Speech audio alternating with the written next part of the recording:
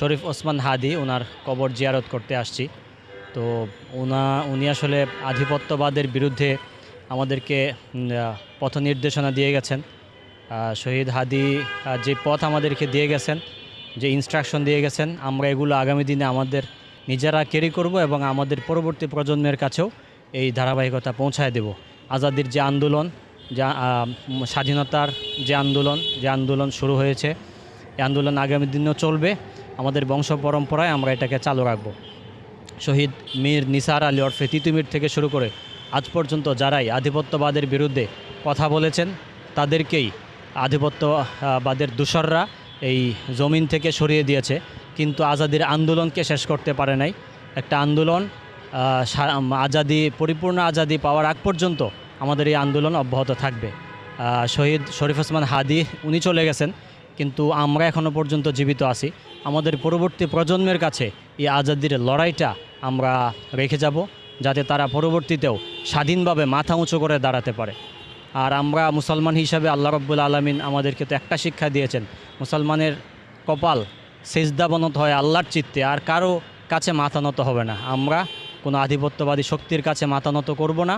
আগামী দিনে এই বাংলাদেশ, এই সবুজ জমিন উর্বর হবে এবং মুক্ত স্বাধীনভাবে প্রত্যেকে নিজ নিজ জায়গায় মতামত প্রকাশ করতে পারবে।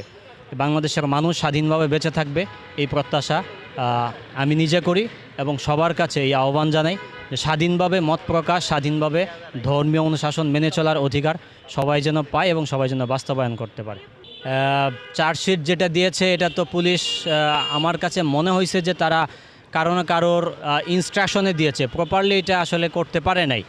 সন্তুষ্ট তো হওয়ার প্রশ্নই আসে না, এটা কোনোভাবে আসলে সন্তুষ্ট না। পুলিশ যে চার্জশিট দিয়েছে, স্বাভাবিকভাবে আমরা স্বৈরাচার আমলে আমরা যখন বাংলাদেশে ছিলাম, তখন আমাদের ঘর থেকে লুকানো, পাতালের নিচ থেকে নিচেও যখন মানুষ থাকতো, তখনও ওই দিন শর্ট টাইমের মধ্যে 24 ঘন্টার মধ্যে খুঁজে বের করে ফেলতে পারছে।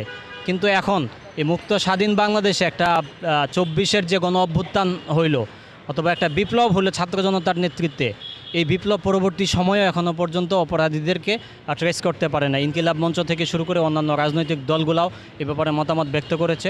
আসলে আমরা মনে হয় না যে এটা প্রপার ওয়েতে যাচ্ছে, এটাতে দেশি বিদেশি শক্তির ইন্ধন থাকতে পারে। সুতরাং পুলিশ চার্জশিট, এটা পুলিশের কাজ যতটুকু করছে, এটা মনে হয় আরও গভীরভাবে ব্যাপারটা পর্যালোচনার দাবি রাখে। বিচারটা তো আসলে অলরেডি ইতিমধ্যে অনেক দিন অতিবাহিত হয়ে গেছে। এখন রাজনৈতিক ডামাডোলের মধ্যে এটা পড়ে গেছে। নির্বাচন কেন্দ্রিক সকল রাজনৈতিক দলগুলাই ব্যস্ত, সাধারণ মানুষও সেই কেন্দ্রিকে ব্যস্ততা আছে, এই কেন্দ্রিক ব্যস্ততা থাকবে। এখন যদি দলগুলা সদিচ্ছা না থাকে বা সরকারের অংশ যদি সরকার যারা পরিচালনা করছে তারা যদি সদিচ্ছা না করে, সেক্ষেত্রে এটা